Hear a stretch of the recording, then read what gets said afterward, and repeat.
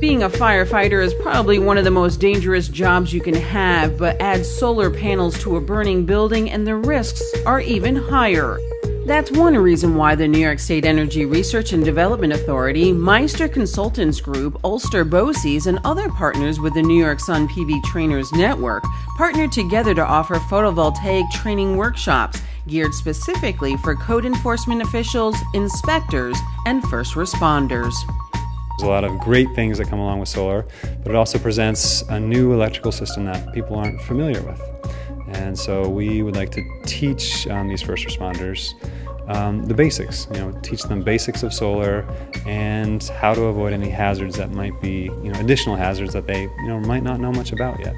This program not only familiarizes attendees with the different types of PV systems out there, but it also covers the hazards associated with them. There is a couple of concerns we had from the fire department side as to what happens in the event of a fire. I've been told today these panels stay energized, so whether they're still on the building or if the building collapsed, then there's still be very aware that there still could be a possibility of getting electrical shock from them. There's not really an off switch for certain parts of a PV system. So one of the main messages I like to impart is there are parts of the system that are going to be hot even once you've turned the power off to the house.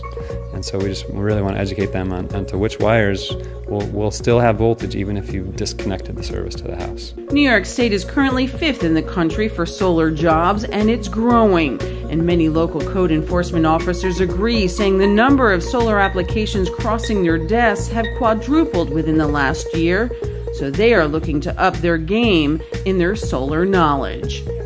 I do a lot of plan review for solar, the PV arrays that are going in Kingston, and we depend on third-party certification after it's finished for us. Once we're done, we just assume that it's done correctly. So it seemed beneficial for me to come in and actually learn more of what I should be looking at when I walk through a project afterwards. We deal with a lot of solar panel applications for permits down in the building department.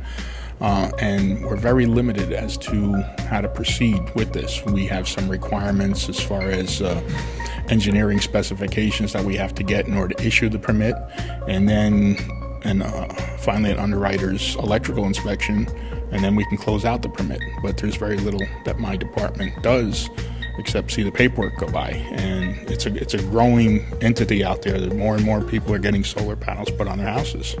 The main goal of the program is to help make solar inspections uniform, efficient, and safe. I now actually have a list that I can reference, and in all honesty, in my business, checklists are vital because it's so easy to forget things. So that was incredibly helpful to me. It's a chance to catch mistakes before they can risk people's health or property. It's the chance to do that. And there's already processes in place to do the inspection. We just want to make sure they're done well and done completely so that we can feel that we have a safe system. For more information on upcoming solar PV workshops, call Ulster BOCES at 331-5050.